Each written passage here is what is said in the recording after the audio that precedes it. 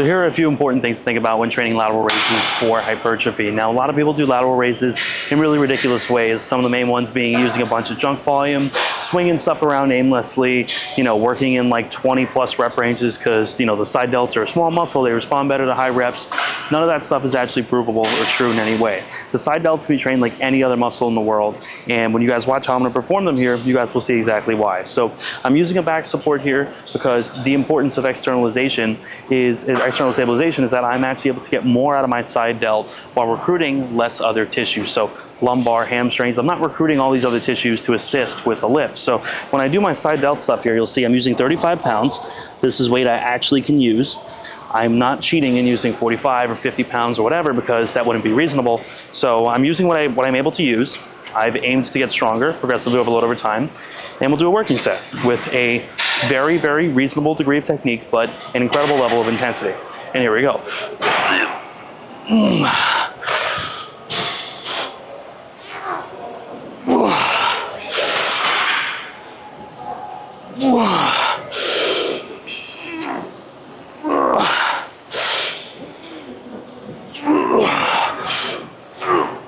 Okay, so you'll notice at the end there, I could not reach a full range of motion, and I decided not to use the back support as I would not be able to get a full range of motion rep here with the back support. So by stepping out a little bit, I was able to cheat a little bit to use some other things to help me get the rep up. That was my impromptu sort of solution for picking a weight that's a little heavier.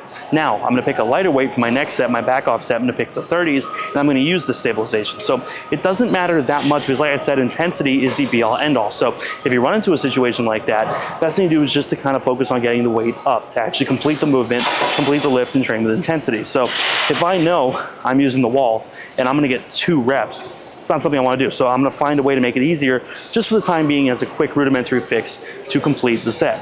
Now for my next set, because I believe again in generally having external stabilization, limiting the amount of load that I can use or wanna use, I'm gonna grab the 30s for my next set, and hopefully by using the external stabilization of the wall here and keeping my form even stricter, I'll be able to train with the same level of intensity without having to go to a heavier weight. Less load on the joints, less overall fatigue because we're not getting a bunch of other random acting tissue involved, and we're gonna use the 30s for my next working set. All right, so 30s were taken, so what I've actually decided to do is to use the 25s. Now this is a lot lighter than I normally would use for something like this, so the workaround we're gonna find is going a little bit slower on the way down, leaning up against this, trying to get really, really strict with the form and the range of motion. And again, there is no right or wrong way to do this, but you don't wanna be using 5 pounds, right?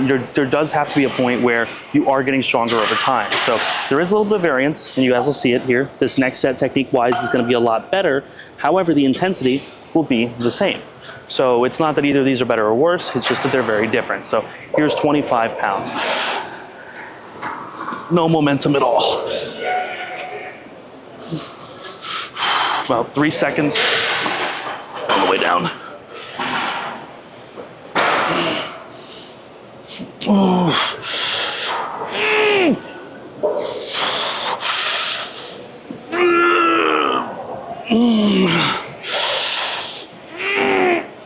Okay, that's it. So once again, that was about 7 in that ballpark. So both are very valid options in that 5 to 9 rep range where we're failing.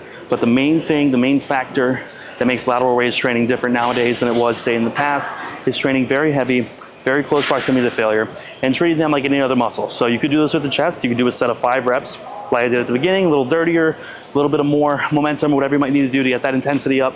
But then for your next set, maybe you end up doing something a little bit more like a back off set, where you focus a little bit more on technique, but are not like excessively exaggerating any of it, because when you excessively exaggerate technique, where you lose all intensity, then you're not gonna be growing as well. So just a few things to think about when doing your lateral raise training. Hope you guys enjoyed. Remember, if you guys want coaching, link down below. You'd also book a call down there as well. $60 for a 30-minute call to talk with me, and we'll figure out your goals. And if you end up going with me for coaching for the month, I will credit that call to your first month. So hope you guys enjoyed. Thank you for watching.